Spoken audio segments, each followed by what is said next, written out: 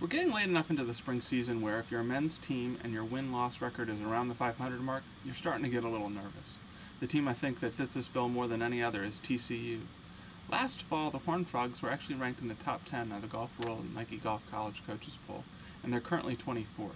However, their head-to-head record is 44, 41, and 1, something that's going to make a lot of people down in Fort Worth a little nervous. Now, the Horned Frogs are doing the best they can right as we speak to actually remedy this. They're currently in first place after 2 rounds at the NIT tournament in Tucson. If they win, they get 12 valuable wins, and that'll help that record and help make them all breathe a little bit easier. However, after this, they've got 3 tough tournaments. They play in the Callaway Match Play event, which won't cost them too much on the win-loss record, as they'll only play a couple teams head-to-head. But after that, they've got the Morris Williams Invitational and the Aggie Invitational, 2 tournaments with very strong fields. It'll be interesting to see what happens to TCU in the next few weeks. My guess is that they hang tough and stay over 500, but it's going to be a lot closer than they thought last October. Other teams with concerns as we get closer to the postseason? The Auburn Tigers are 54-40 with 3 events left on their schedule. They might be safe this year, but memories of being below 500 a year ago and thus missing out on the postseason still linger for some on campus. Indiana is 33-51-2 with 4 events left. 3 of them, however, are in their home state, which might mean that they can stage a late rally. Kent State has 5 wins over 500 and has 4 starts remaining. Of any of the 500 rule bubble squads, the Golden Flashes are the likeliest to make their record a moot point, as they are the clear favorite to win the Mid-American Conference title and secure a postseason berth with an automatic qualifier.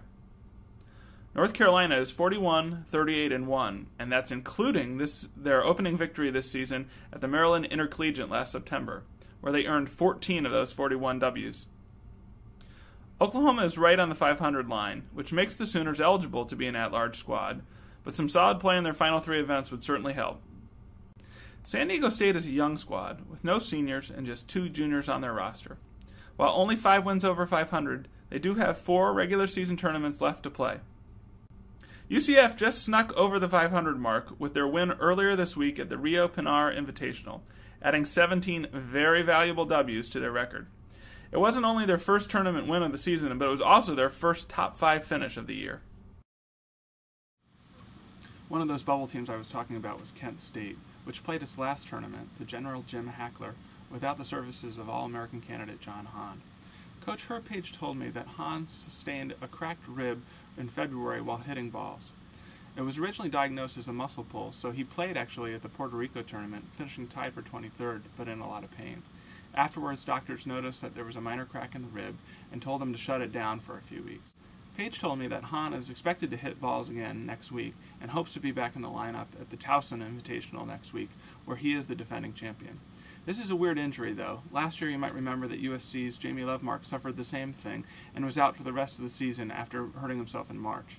So who knows how long it's really going to take.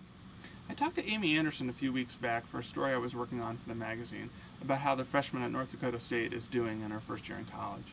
She's the U.S. Girls Junior Champion.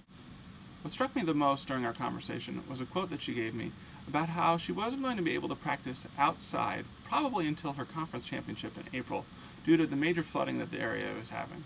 Now that was before it's gotten as bad as it has this weekend, where the Red River is expected to crest 20 feet above flood stage.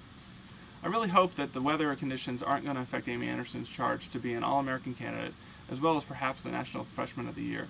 She's had such a great season for a program that's just starting out at the Division I level, and her convictions to stay there and stay near her hometown are something that I really admire.